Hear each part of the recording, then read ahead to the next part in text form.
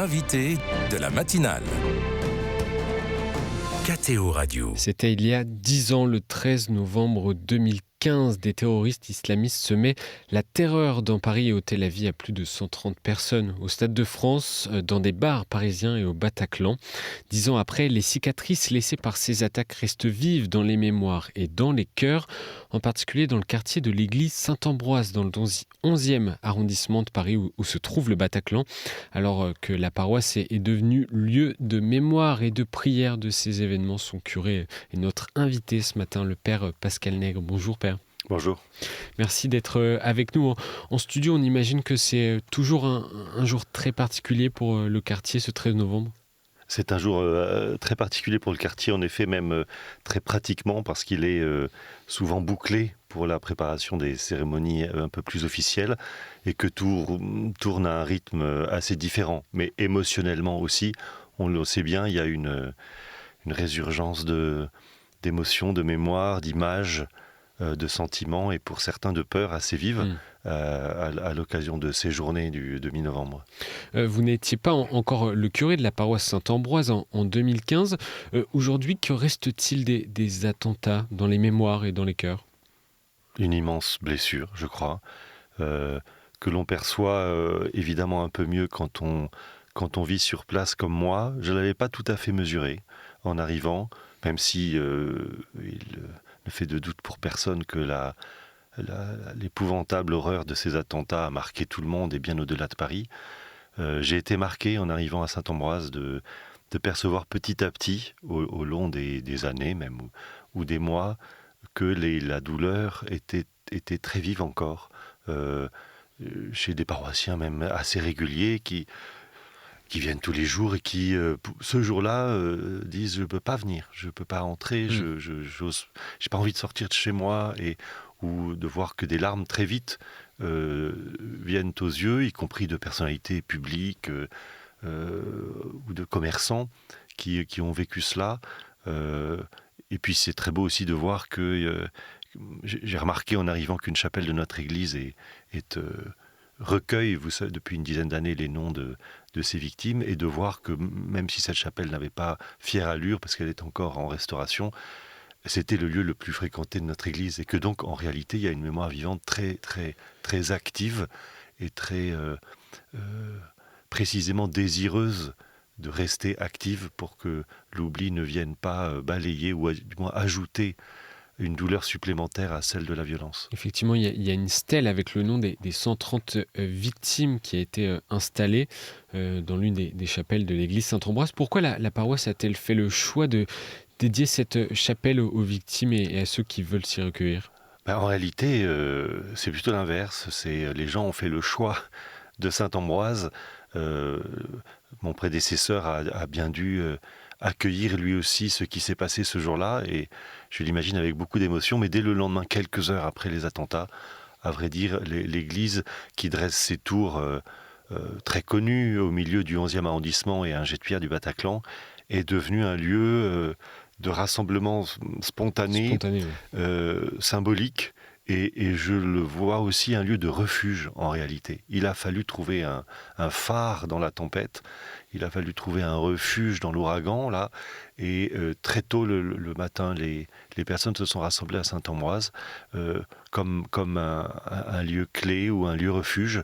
Et je crois que très vite ces noms, d'abord, vous savez, c'est pas une stèle encore très très très gravée dans le marbre, mais très vite ces noms ont été inscrits, et cette chapelle qui ouvre notre église tout de suite en entrant à droite, et qui est la chapelle du Calvaire ou du Souvenir qu'on l'appelle maintenant, et dans laquelle se dresse une immense croix, est le lieu où très très rapidement se sont rassemblés ceux qui voulaient se recueillir ou prier pour ces victimes. Et c'est un lieu de passage et de prière important à l'église Saint-Ambroise ?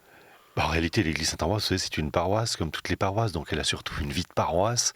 Ce n'est pas un sanctuaire mémoriel, mais il y a dans cette église, cette paroisse qui est très vivante, parce que le quartier bouge beaucoup, et que énormément de familles y arrivent, et qu'elle se déploie, et qu'elle grandit.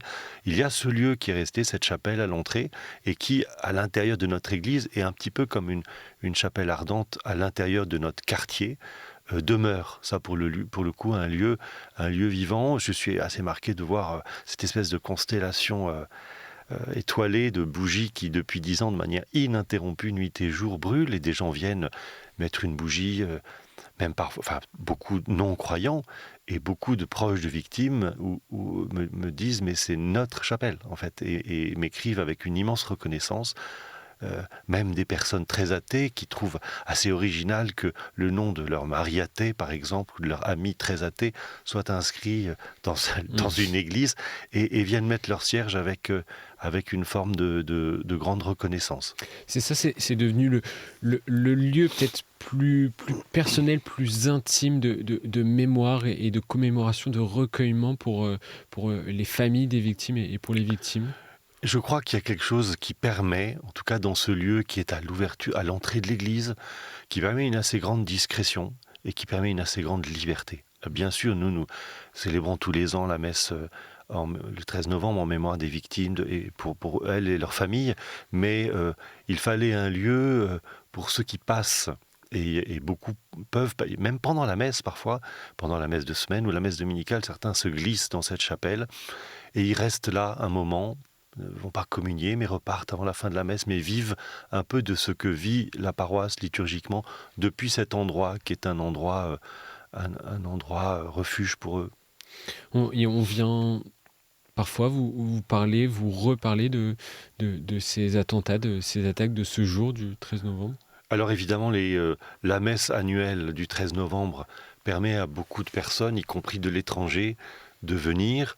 Et il faut venir d'ailleurs, parce qu'on ne peut pas les laisser seuls. Il faut que cette église soit pleine le 13 novembre au soir toujours, parce qu'on a la charge de consoler ou même d'être consolé. Cette messe est toujours l'occasion pour beaucoup, soit de réagir, soit d'écrire, soit de venir parler. Mais en réalité, je ne vais pas chercher ces confidences, parce qu'on n'avance qu'avec une immense délicatesse sur la terre sainte d'une blessure ouverte et que j'accueille volontiers les partages qui me sont faits, mais que beaucoup sont encore enfouis dans le profond des cœurs. Et ça rouvre peut-être des questions profondes, des questions de sens de la vie. Oui, je pense en tout cas qu'il y a une colère, une peur, une incompréhension face à l'abîme d'un tel massacre. On ne peut pas ne pas crier vers quelque part ou chercher un sens à ce qui semble ne pas en avoir. Et face à l'impasse du non-sens, quelle réponse donner ? Et en tout cas, beaucoup en cherchent. Certains m'ont dit ou me disent moi, c'est ma colère ou ma rage qui m'a réouvert non pas le chemin du ciel, mais en tout cas le lien à une transcendance ou à ma propre question profonde du sens de ma vie ou du sens que peut revêtir ce déchaînement de violence injuste. Chaque année, Père, vous célébrez une messe, vous l'avez dit, spéciale le 13 novembre. Mais pour ces 10 ans, c'est une nuit de l'espérance que vous organisez avec une messe commémorative ce jeudi soir à partir de 19h, suivie d'un parcours musical et d'une veillée d'adoration. Comment avez-vous pensé cette soirée spéciale ? Eh bien, ça fait 1 an qu'on y réfléchit en fait, et on l'a beaucoup changé. On a beaucoup changé de plan en rencontrant les associations de victimes, en écoutant les gens, en réfléchissant à cette question que vous posez, c'est-à-dire en fait comment on répond à cela. Est-ce qu'il faut seulement dire quelque chose face à cette tragédie, ou est-ce que le silence suffit? Quand saint Paul nous dit pleurer avec ceux qui pleurent, c'est déjà beaucoup. Et en réalité, moi j'entendais en même temps, depuis quelque temps, ce verset d'Isaïe qui nous dit « Mais consolez, consolez mon peuple », et qui est une prière que Dieu nous fait. Et on ne peut pas ne pas consoler quand on a la charge de ces mots de Dieu. Et donc on a cherché comment répondre. Alors bien sûr, la messe a lieu à 19h, comme tous les ans. Elle est un peu plus déployée que d'habitude, et surtout il y a ce moment très simple et très sobre au mémento des défunts où les noms des 130 victimes sont simples, les prénoms sont simplement prononcés, et c'est assez bouleversant. Certains ne viennent que pour ce moment-là parce que ça rend présent, vivant et comme actuel le prénom par lequel ils nommaient et par lequel Dieu nomme leurs proches. Et puis on a souhaité prolonger cette messe par toute une nuit, parce qu'en réalité ce que nous demandaient les personnes, et on le voit bien, et pas seulement les proches des victimes mais aussi les paroissiens, c'était de pouvoir traverser cette nuit. Et on a appelé ça la nuit de l'espérance, précisément pour faire droit à la nuit, parce qu'il y a une noirceur qu'il faut bien assumer, parce qu'il y a des larmes qu'il faut bien assumer aussi et intégrer. Mais comment traverser? Alors beaucoup nous ont dit on voudrait pouvoir entrer, sortir, si l'église est grande, ouverte, et comme une mère ouvre les bras pour ses enfants qui pleurent, on doit pouvoir s'y réfugier et éventuellement en repartir.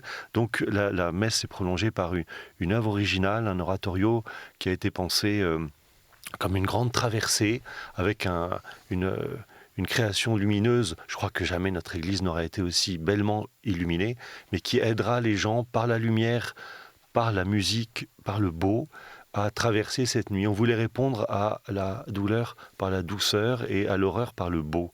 Et la musique est pour ça un très beau vecteur, et elle nous conduira jusqu'à, si Dieu veut, une rencontre, c'est-à-dire par cette nuit d'adoration qui, après 23 heures, se poursuivra jusqu'au petit matin, dans une église illuminée aussi, mais avec ces centaines de bougies que tous les gens pourront venir déposer aussi s'ils le désirent. Et c'est ici que se situe le rôle de l'Église catholique face à cette commémoration. Je ne sais pas si l'Église catholique a un rôle qu'elle doit s'attribuer, mais nous ne pouvons pas, comme chrétiens, ne pas entendre le cri qui monte, y compris de nos propres cœurs, et sans y répondre quelque chose. Or, la réponse, vous voyez par exemple, hier encore des gens proches et qui sont paroissiens me disaient « je sens une peur monter en moi ». Et je ne suis pas sûr de venir parce que j'ai un peu peur, enfouie mais profonde. Quelle est la réponse à la peur ? Et nous, dans l'Évangile, on l'a. Et la réponse à la peur, dans l'Évangile, du début à la fin, c'est pas une information, c'est une personne. Et la réponse à la peur, c'est la présence du Christ qui vient, qui montre son visage et qui dit « N'ayez pas peur, c'est moi ».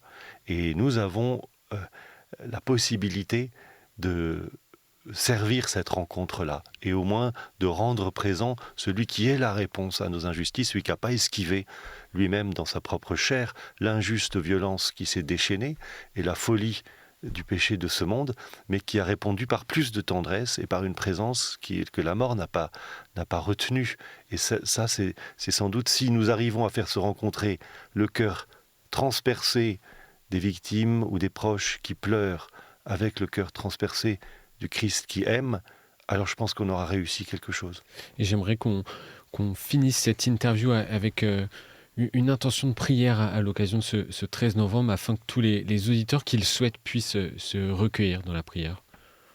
Et c'est moi qui dois vous la donner ? Si vous avez quelques mots, oui, pour inciter les auditeurs. Eh bien Seigneur, je te prions de manifester la douceur de ta présence à ceux qui pleurent. Comme au matin de la résurrection, Marie-Madeleine était en larmes devant un tombeau qu'elle croyait noir et fermé, et qu'elle a trouvé ouvert, et dans lequel elle a fait l'expérience d'une rencontre bouleversante.